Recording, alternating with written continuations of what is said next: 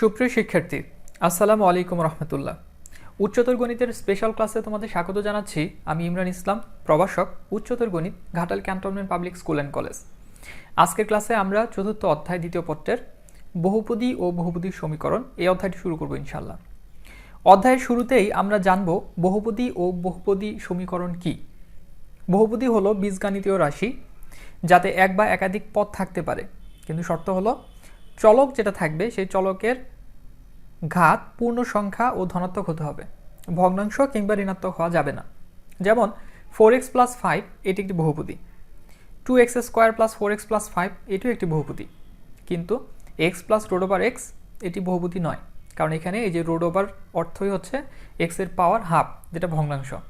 অথবা x + 1/x এটিও বহুপদী নয়, কারণ এখানে 1/x এই জায়গায় x কে যদি আমরা উপরে নিয়ে আসি, x এর পাওয়ার হবে -1, যেটা ঋণাত্মক।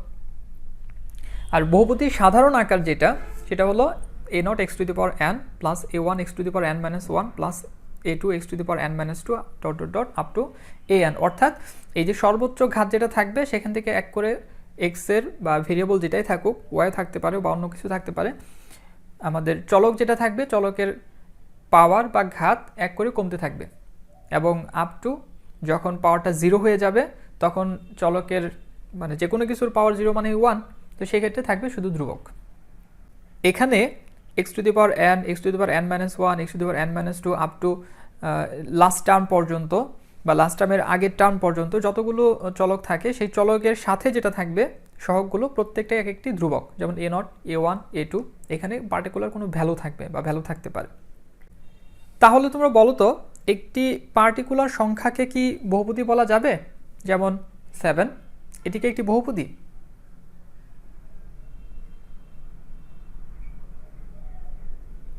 হ্যাঁ, 7 একটি বহুপদী, যেখানে a0 a1 ...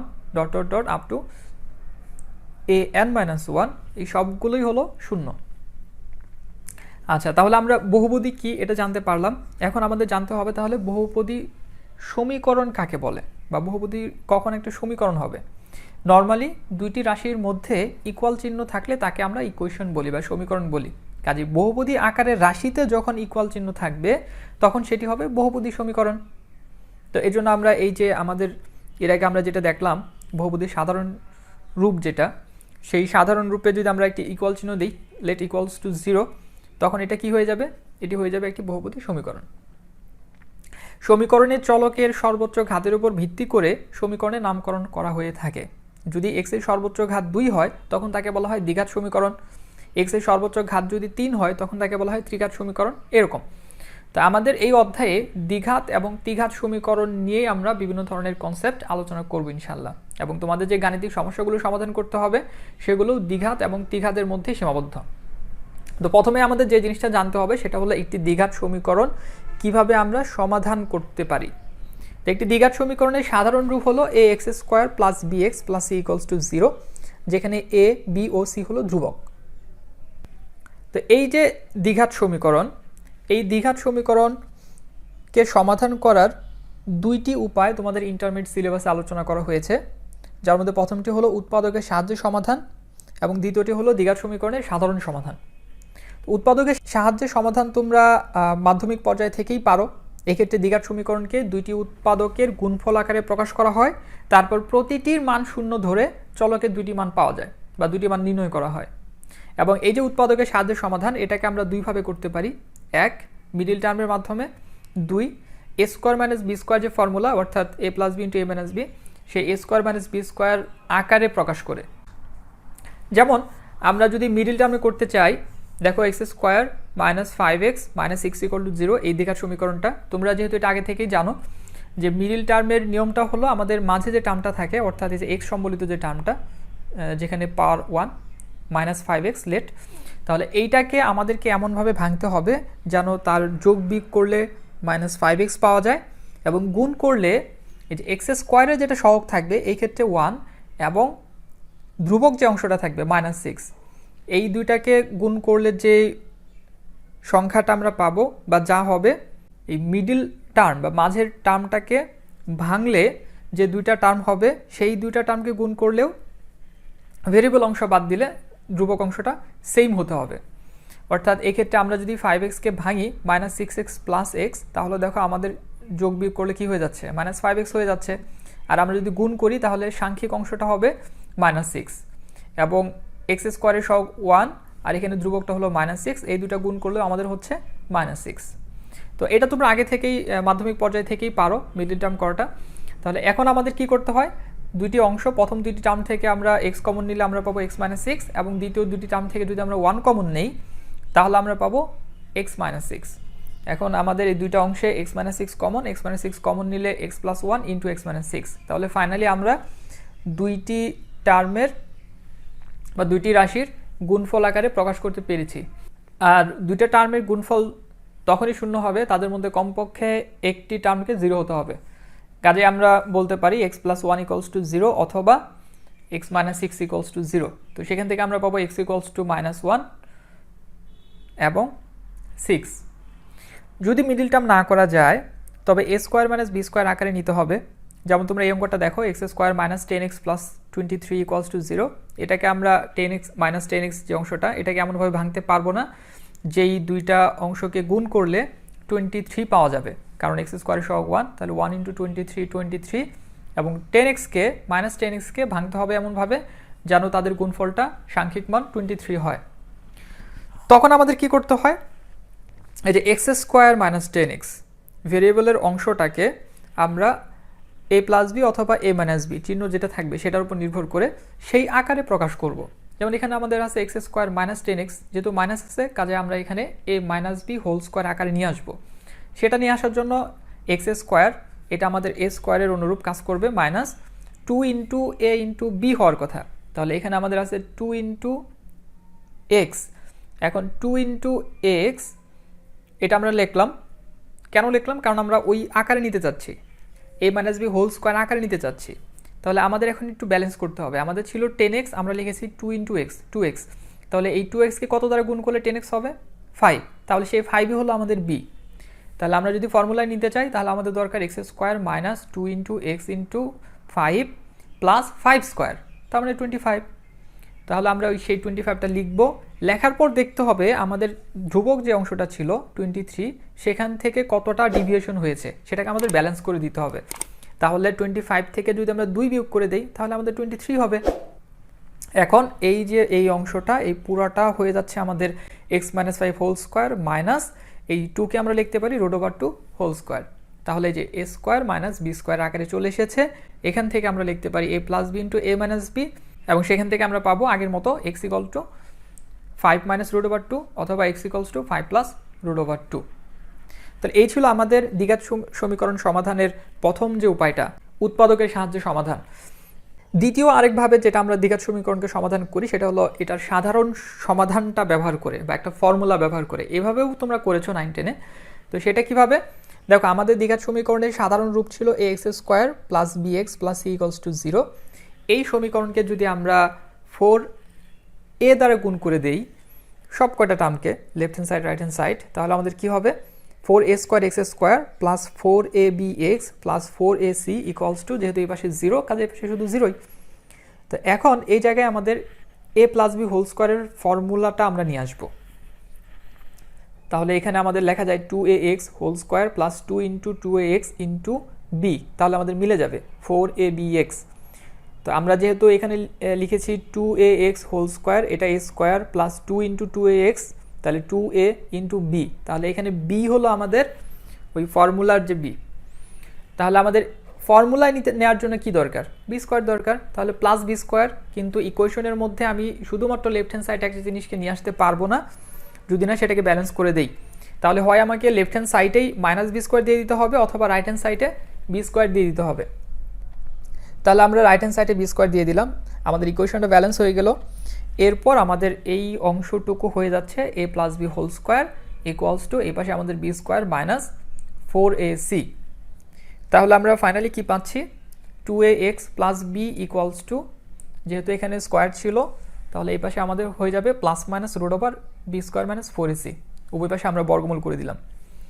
আমাদের যেহেতু টার্গেটই হলো x এর মান বের করা, মানে সমাধান করা, কাজে এখান থেকে আমরা x এর মান বের করতে চাইলে কি করতে হবে, এই বিটা যদি ওই পাশে চলে যায় তাহলে হবে -b, তাহলে 2ax equals to minus B plus minus root over B square minus 4ac, আর সুতরাং x equals to minus B plus minus root over B square minus 4ac divided by 2a। তাহলে এখানে আমাদের x এর দুইটি মান রয়েছে, minus B plus root over B square minus 4ac divided by 2a এবং minus B minus root over B square minus 4ac divided by 2a। তো এটি হলো দ্বিঘাত সমীকরণের সাধারণ সমাধান। এই সূত্র ব্যবহার করে যে কোনো দ্বিঘাত সমীকরণের সমাধান নির্ণয় করা যায়। এখন এই যে দ্বিঘাত সমীকরণের সাধারণ সমাধান বা এই যে ফর্মুলাটা, এখান থেকে তোমাদের দুইটা জিনিস জানতে হবে। এক, আমাদের মূল সহগ সম্পর্ক। মূল সহগ সম্পর্ক বলতে আমাদের দ্বিঘাত সমীকরণের দুইটা জিনিস রয়েছে, একটা হলো ভেরিয়েবল এক্স আর একটা হলো ভেরিয়েবলের সহগ, যেমন এখানে এ, বি এবং একটি ধ্রুবক, কনস্ট্যান্ট টার্ম যেগুলো। তো এই যে আমরা সমাধান করলাম, সমাধান করে আমরা দুইটি মূল পাচ্ছি। মূল মানে হলো এক্স এর পরিবর্তে যদি আমরা এই মানগুলো বসিয়ে দিই তাহলে এই সমীকরণকে সিদ্ধ করবে, left hand side right hand side equal হবে। এই মূল এবং সহগের মধ্যে একটা সম্পর্ক রয়েছে, সেই সম্পর্কটা তোমাদের জানতে হবে, যেটা আমাদের অঙ্ক করার ক্ষেত্রে কাজে লাগবে। আর দ্বিতীয় হলো আমরা যে মূলগুলো পাবো, এই যে এক্সের যে মানগুলো আসবে, এই মানগুলো বিভিন্ন ধরনের হয়। সেই বিভিন্ন ধরনের উপর ভিত্তি করে যেগুলোকে বলা হয় মূলের প্রকৃতি, আমাদের মূলের প্রকৃতি নির্ণয় করতে হবে। এখন এই যে মূলের প্রকৃতি যেটা বা আমাদের দ্বিঘাত সমীকরণের মূলটা কেমন হবে সেটা নির্ভর করে এই যে root over B square minus 4ac এই অংশটার উপর।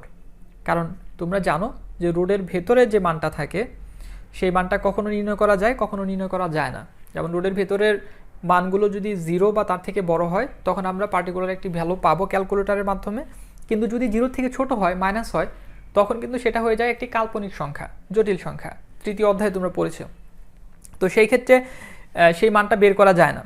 তাহলে আমাদের দ্বিঘাত সমীকরণের যে মূলগুলো সেগুলোর প্রকৃতি কেমন হবে সেটা নির্ধারণই করে দিবে রোডের ভেতরের এই যে বি স্কোয়ার মাইনাস 4ac এই মানটা কেমন হবে, ধনাত্মক হবে না 0 হবে না ঋণাত্মক হবে। কারণ বাস্তব সংখ্যায় আমরা এই তিন ধরনের মানই পাই, হয় সেটা 0 থেকে বড় মানে ধনাত্মক, অথবা 0 থেকে ছোট মানে ঋণাত্মক, অথবা এক্স্যাক্টলি 0।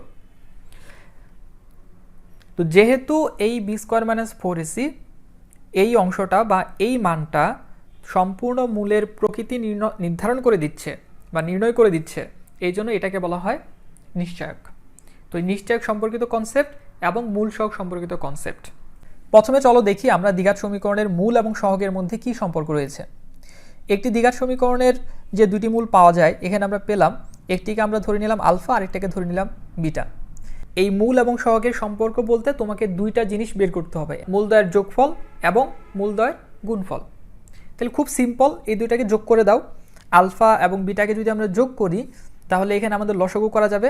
লসাগু করে দেখো আমাদের রুট ওভারের যে অংশটা, একটা প্লাস আর একটা মাইনাস, কাজে ক্যান্সেল হয়ে যাচ্ছে, মাইনাস বি হয়ে যাচ্ছে মাইনাস 2b, এবং এখান থেকে উপরে নিচে 2 ক্যান্সেল করে আমরা পাবো minus B by A.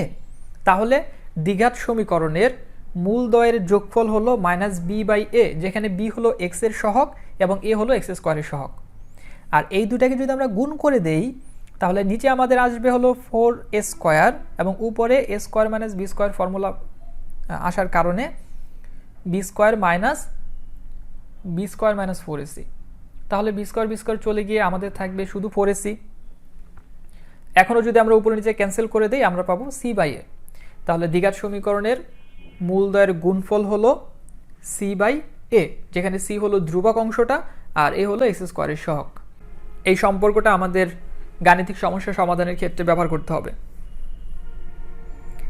Next হলো আমাদের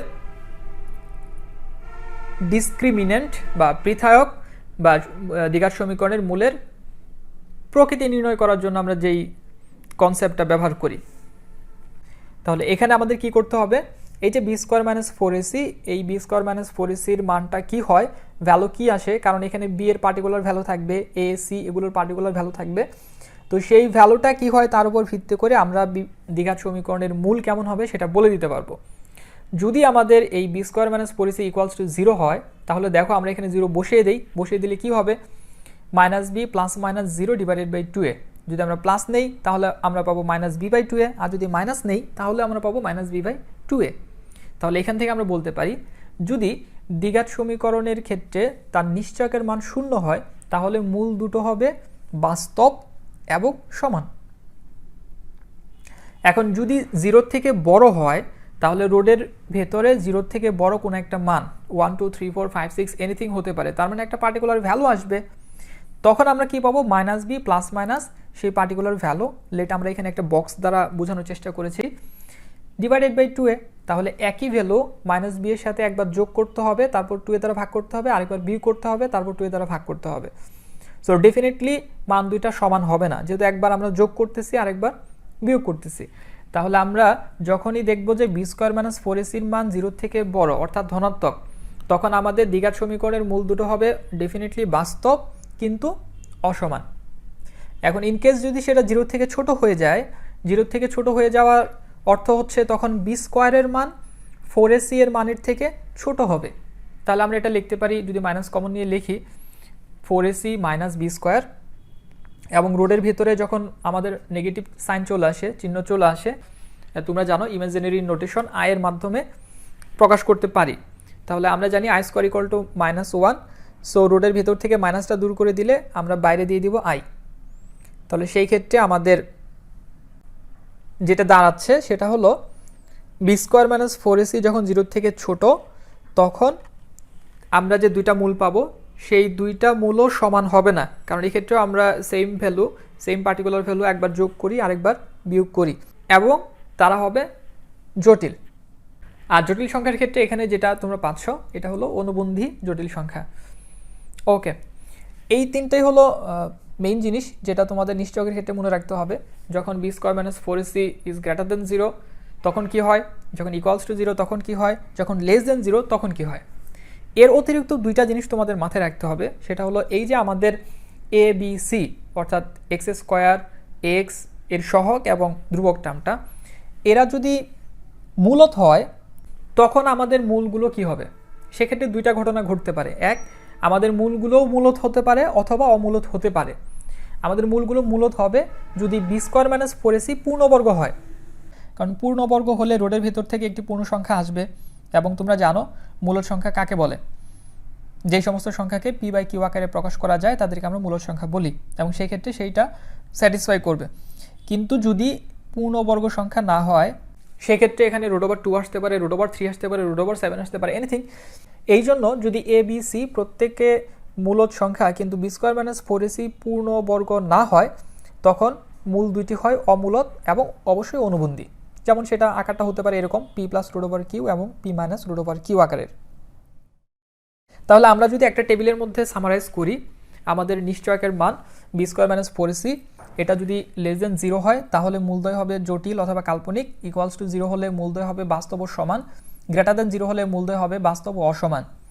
এবং এই যে আমরা ডি ইকুয়ালস টু 0 যখন, তখন মূলদ্বয় পাচ্ছি বাস্তব ও সমান, সেই ক্ষেত্রে আমাদের এ এবং বি এর মান যদি মূলদ সংখ্যা হয়, এ বি যদি মূলদ সংখ্যা হয় তাহলে মূলদ্বয় মূলদ সংখ্যা হবে, এ বি যদি অমূলদ সংখ্যা হয় তাহলে মূলদ্বয় অমূলদ সংখ্যা হবে। আর যখন B square minus 4ac is greater than 0, সেই ক্ষেত্রে আমাদের নিশ্চয়কের মানটা অর্থাৎ বি স্কোয়ার মাইনাস 4ac পূর্ণবর্গ হলে মূলদ্বয় মূলদ সংখ্যা হবে, আর যদি পূর্ণবর্গ না হয় তাহলে মূলদ্বয় অমূলদ সংখ্যা হবে।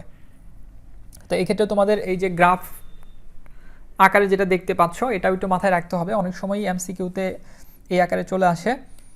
সেটা হলো যখন আমাদের নিশ্চয়কের মান গ্রেটার দেন 0 তখন আমাদের কার্ভটা এরকম এক্স অক্ষকে দুইটা বিন্দুতে সেট করবে, আর যখন ইকুয়ালস টু 0 এক্স অক্ষকে পার্টিকুলার একটা বিন্দুতে সেট করবে, আর যখন লেস দেন 0 তখন কিন্তু সেখানে কোনো বাস্তব মান নেই, অর্থাৎ এক্স অক্ষকে কোনো বিন্দুতেই সেট করবে না।